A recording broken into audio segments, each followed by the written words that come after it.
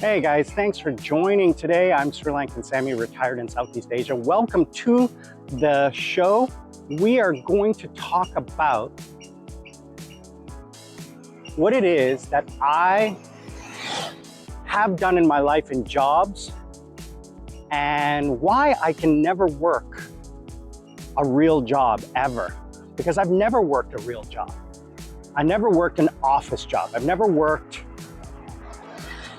a 9 to 5. Well, I have, but I've never really, as an adult, worked a job where I had stress that I see today's people doing.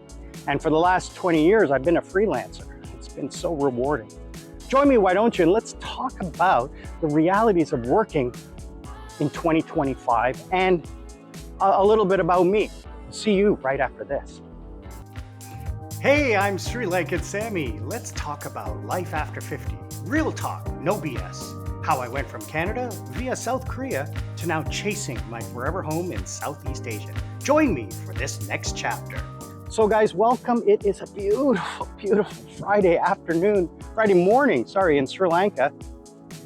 Nice and cool, nice and breezy. I was gonna go walk out on the main road, but it's just way too noisy and way too windy.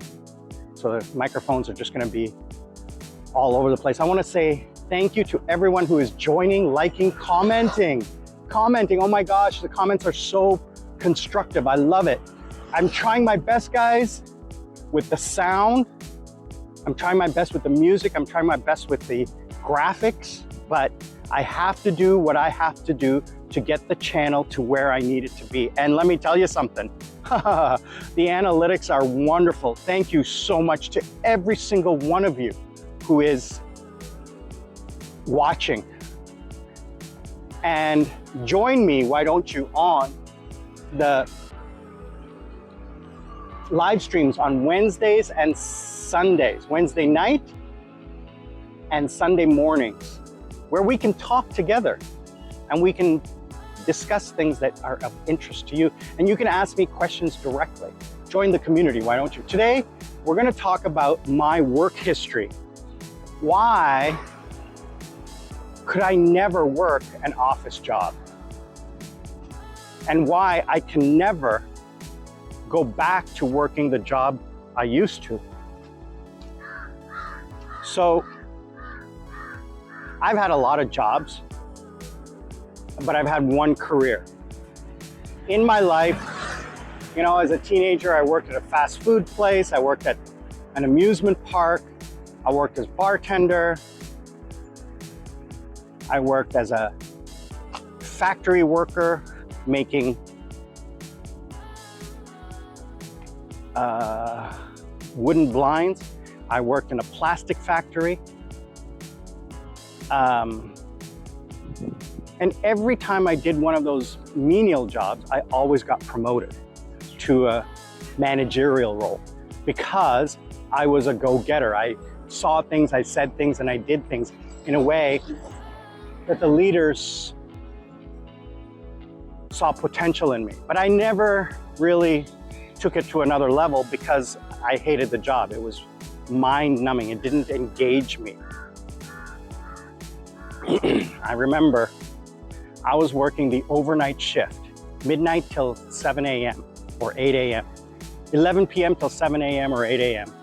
at a plastic factory, flexible packaging. So they would print the printing onto plastic.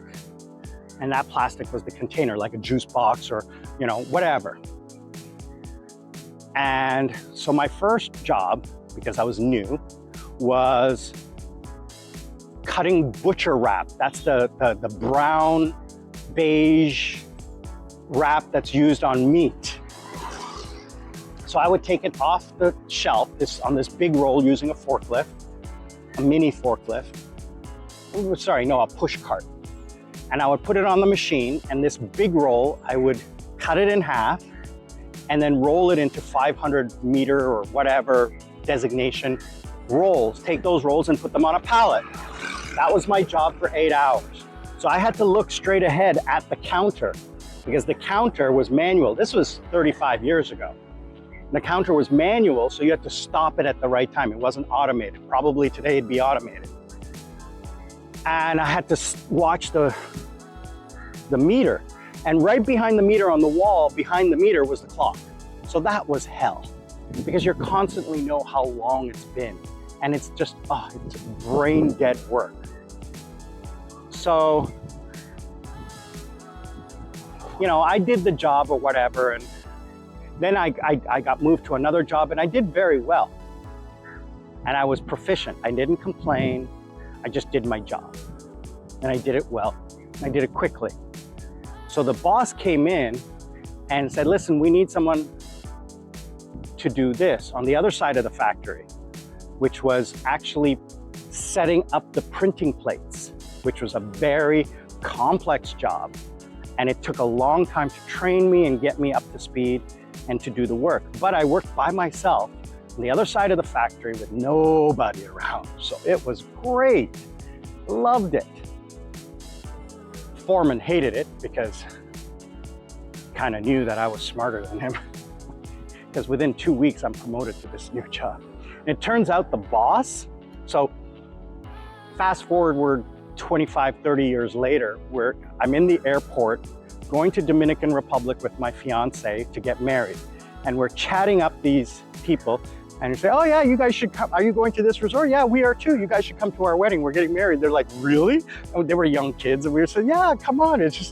And come for our dinner. It's just a party. It just happens that we're getting married, blah, blah, blah. So one of the kids brings his parents around. It turns out that was my boss 25 years before. It was hilarious coincidence on the entire planet for that to happen. It's such a funny little story. How small the world really is. It's happened to me so many times around the world where I've bumped into people who I've known. It's a little smoky here because they're lighting fires to burn things. So it's not that the camera is cloudy or anything, it's just a little smoky here today. Anyway, when I finally got to the career side of my life, you know, I was in the entertainment industry. I worked in radio, television, predominantly radio and clubs. I wasn't on TV as much. I worked for Much Music, the MTV of Canada. I worked for City TV. I worked for radio, and I worked for clubs. I worked in marketing. Back in those days, there were no party planners. It was marketing, in-house. So it was, I mean, those were fun jobs because I got to party. Who wouldn't love that job? There's really no stress. It's not like, oh, there's more work to do at the end of the day. Can you get this project finished? It doesn't exist. Like we have a tight deadline for the client. We need to get this done. So you have to work extra tonight. It doesn't happen. It doesn't occur. It just doesn't occur. It never came with the job. Then I moved into sales, which is probably one of the easiest jobs I've ever done in my life because I'm so good at it. And the beautiful thing about sales is, if the other company only works 9 to 5, I can't call after 4 o'clock. Right? So I'm done work by 3 or 4. There is no extra work. You know, the afternoon is spent doing all my paperwork. The afternoon is spent doing the things that I need to do to finish my work. And it's not like those kinds of things take hours and hours and hours to do. It takes 5 minutes. So I never really had that urgency because I was independent. Even though I worked for a company, like I worked for the phone company for my entire career. Even though I worked for the phone company for a large corporation, I worked for a manager, as long as I achieved my targets, the manager left me alone. The only time the manager came around was like how you doing? Do you need any help? Is there anything I can do to close this deal? What resources do you need? Are you gonna make your target? Okay, great, wonderful, see you next month. I was one of the first people to ever, in my company, get to work from home. It didn't exist back then. But I proved to my boss that it made sense for me to work from home. I could produce more by working from home, and I proved it. So I was one of the first people to ever get to work from home. Even though we were outside salesmen, we still had to report to the office every day. I didn't. That is a huge ant. Oh no, yeah, look at the size of that ant. Wow, that is huge. Looks like a spider. Wow. That's the thing. I love the botany of this country, the insectology or whatever you want to call it.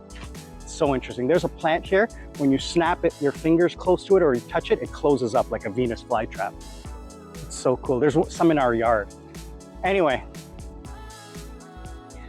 so working as a salesman, I didn't have the traditional stresses that most full-time employees have with getting paperwork done, getting projects done, all of that stuff in a timely manner.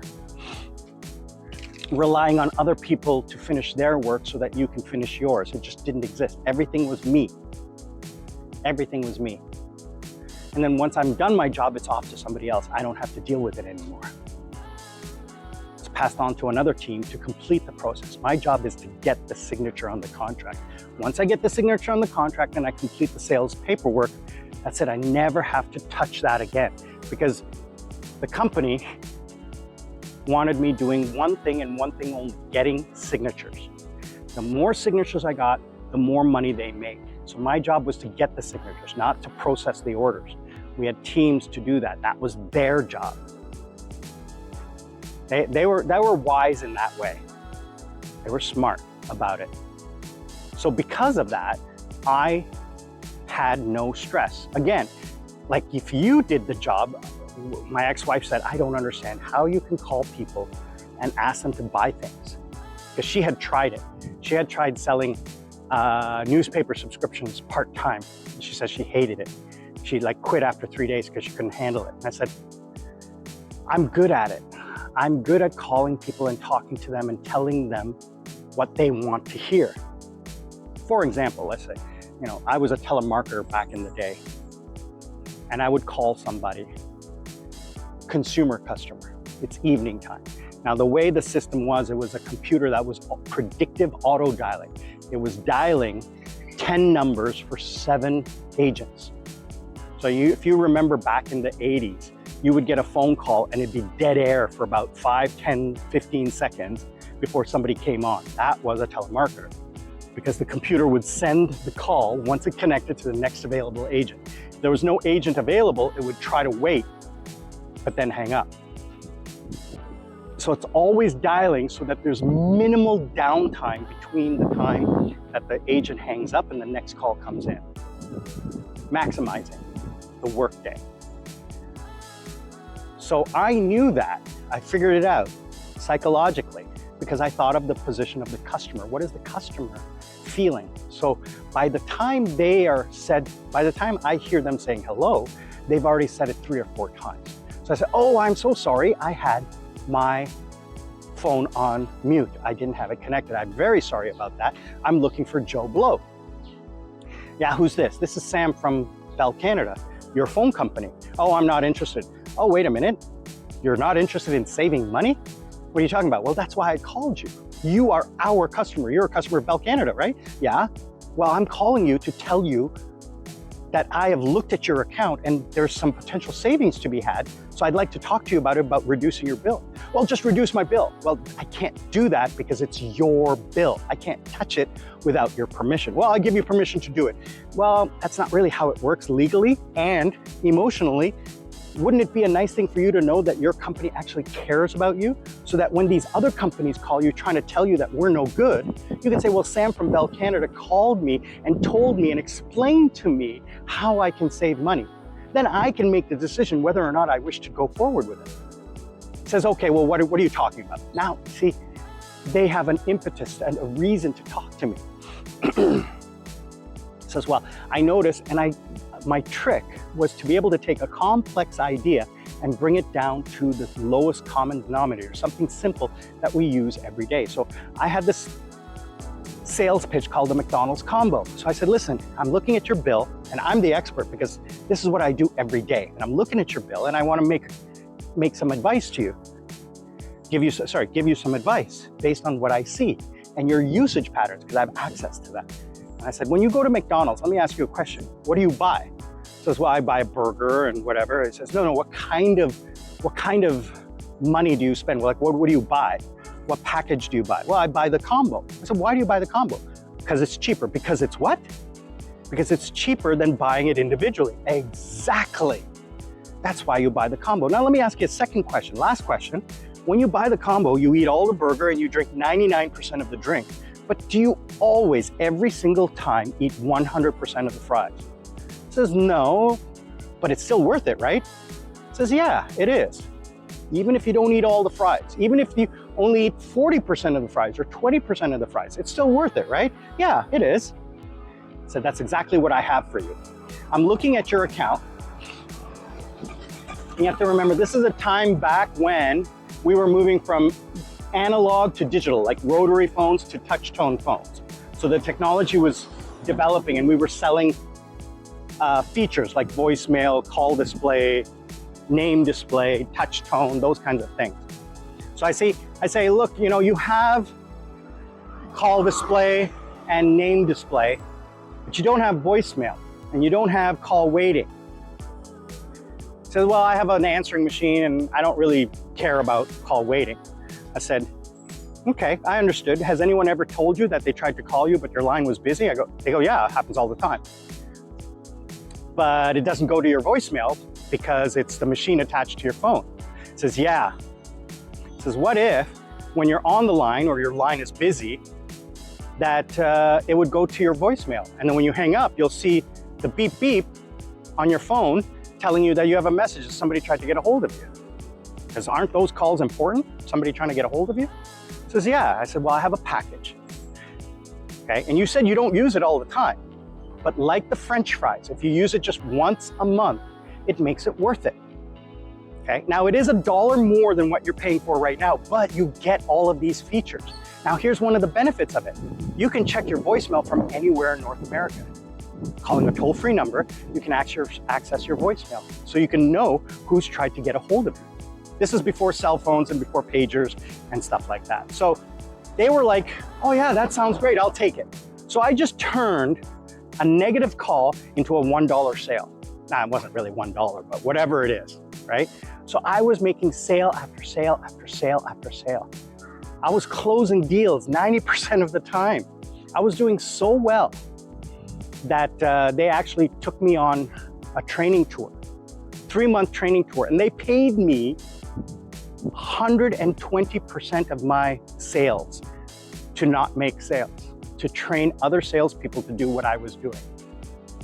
I had no training experience. I was 20 years old. Needless to say, I got promoted to the business division, and then I got promoted again, basically because I found the easiest way to make money. I figured it out from the other end. Now, what does that mean about me not being able to do a real job? Well, I didn't have the internal fortitude to be able to sit in an office and do physical work, mental work, okay? It's just not in me because of the experiences I've had over the decades. I couldn't do it today. I couldn't do it decades ago.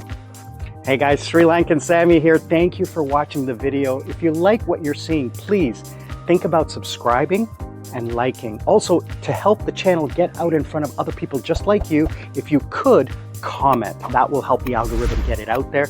And hit that bell icon so that you know when the next video is dropping. I truly appreciate that. If you want to sponsor me, scan the QR code right here, or click the link down below, buy me a coconut. Or if you are interested in life coaching, I offer that right here. Scan this QR code or click the link down below. I'm Sri Lankan Sammi, retire in Southeast Asia. We'll see you all on the other side. When I came to Korea, I became a teacher, which is a freelancer, and I worked 1 hour at a time. And after I got my visa, it was even better because I didn't care. Because in Korea, you know, your job is tied to your visa. Sorry, your visa is tied to your job. So if you lose your job, you lose your visa. But when I got my permanent residence, it didn't matter. I was basically a citizen. I could come and go as I wanted. And I was debt-free at that time, so I didn't care if I didn't work. I wasn't desperate for work, where most people today have to work because they have bills and healthcare and all of that stuff. They have those stresses. I've talked about that before. So I tried a job a little while ago. It just didn't work out. I can't be a salesman anymore. It's just not in me. I haven't done it in such a long time. When I was in Korea early on, I think maybe 18, 15 years ago, I got a job as a business development manager, which was salesman. But finding the sales, I had to go out and find them, which is different than a salesman. A salesman gets leads. A business development manager creates the business. That's why it's called business development. I had to go out and find the people, the contacts, and get them to sign up. And it was a great company. It was an aggregator. They combine searches into their search engine for people who are interested in medical tourism. So I would go to companies in Korea and say, listen, this is this company. And they're giving a percentage back to the person who brings the lead. So when I joined the company, it said, try to get 15 to 20% commission. Don't go below 11%. And then I got paid on the amount of commission that I got from the company. So if you use the search engine and you found a company for hip replacement and you went to Korea and you got a hip replacement, whatever you paid the company, the surgeon, the company that I work for would get a whatever percentage deal, kickback, for getting them the client. Korea did it all the time. They do it with Japanese all the time, Chinese and Japanese all the time. So when I came along and did it, it was great. So my boss was like freaking out, and I'm signing at 20 and 30%, and I'm making a crap ton of money. And after about 3 or 4 months, he says, okay, well, I'm gonna give you the Dubai territory. And I did that for 6 months, and it was just, I'm making $7,000, $8,000 a month. It was spectacular. I loved it. But it only lasted 6 months. And then the contract ended. I don't know what happened with the company or anything. That was decades ago. Anyway, 2025, can you do this? Well, here's what I'm saying. Don't follow any YouTube advice, especially not even mine, okay? I don't know what I'm talking about. I can only talk to you about the experiences I've had based on my previous history. So being a freelancer is really easy. I have an advantage because I have a Korean visa and I earn money in Korean won, which is a very high, powerful currency. If you wanted to become an online teacher, you would have to do it with like Japanese or Chinese or whatever, and you're making maybe $10, $12, $13 an hour. I'm making 10 times that. So it's worth it for me. You know, I worked 2 hours today and I made a lot of money. So then, these get-rich-quick schemes or things like that, don't fall for them. Don't fall for them. Good afternoon. Don't fall for those things about, you know, drop shipping, or I'll show you how you can make money from a faceless Instagram channel or YouTube. Now, I do YouTube with the thinking that this will get monetized, and it will. I'm on track to get monetized by October, November. 3 months, and I'm gonna get monetized. My old channel was monetized, but it got monetized and then fell through because of the pivots I did. I've talked about why my old channel doesn't work anymore. I'm still making money on it, but not the level that I need it to be, and it's not growing the way I need it to be. This channel is growing amazing, and I'm not gonna touch it.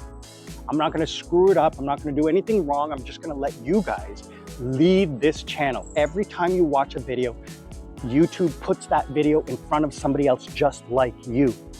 And every day I'm seeing subscribers saying, found your channel, amazing stuff, thank you. And I'm like, God bless you.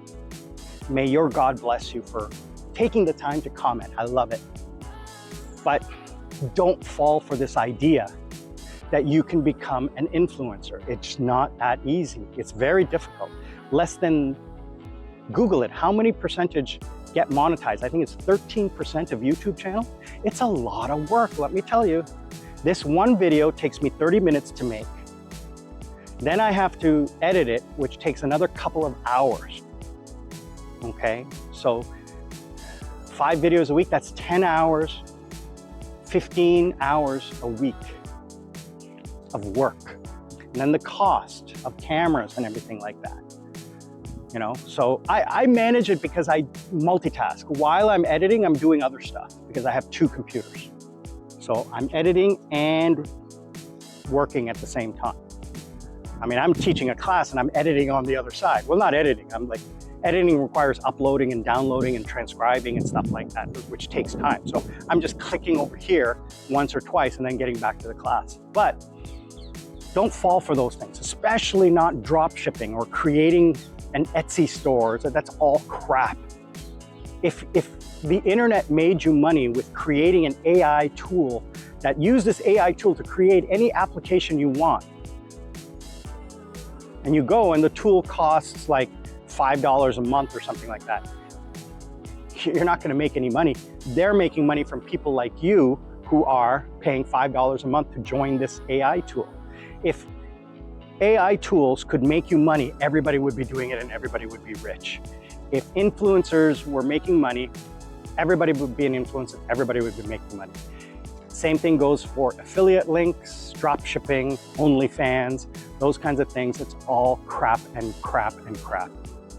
You have to dedicate yourself to one thing and one thing only and do it 24 hours a day, 7 days a week. And hopefully you join me on this adventure where I will show you how I did it with YouTube.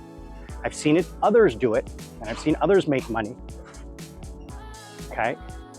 But for every one, there's a million who fail. Lady Sarah is one of them. She had a great YouTube channel and she just gave up on it because it was just too much work. The amount of work she had to do for the reward was just too much. I made my channel easy. She had a mukbang channel, which is eating food, so she had to do so many edits when it came to sound. And it took her hours just for one 15, 20-minute video. Like hours, like 5 to 6 hours of work for one video, just for the sound. So I said, no, I'm not gonna do that. I'm gonna do it in the smart way. I found the greatest AI tools. I found the easiest AI tools. I found the simplest AI tools using ChatGPT. I used ChatGPT to find the tools that I needed to use. And I pay for ChatGPT. I pay for Veed.io. I pay for SubEdit. You know, I pay for Canva. I pay for the services that I use that I found to be the easiest, that make my job so much easier. So for you, in retirement, find a hobby that you like. And then I say this all the time to young people. Don't go for a job that pays out at the end, like a lawyer, a doctor, an athlete. Those all pay out on the back end. So for the million people who try, only 1 or 2 make it. It's like winning the lottery. Do the opposite. Find something that you're good at. Find something that you're interested in doing. Find something that you're good at doing, that you could see yourself doing for the rest of your life. And then figure out a way to get paid to do that. That's the trick. Even in senior, even being a retired person, find something online that you enjoy doing. If you like making stained glass windows, do it and then try to sell them online. Figure out a way to how you can sell it online before you start doing it. If you like making crafts, if you like writing stories, if you like making videos, if you like teaching, if you like whatever it is, figure out what it is that you're good at doing and it's easy to do. Then figure out a way to how to get paid to do that and then start doing it.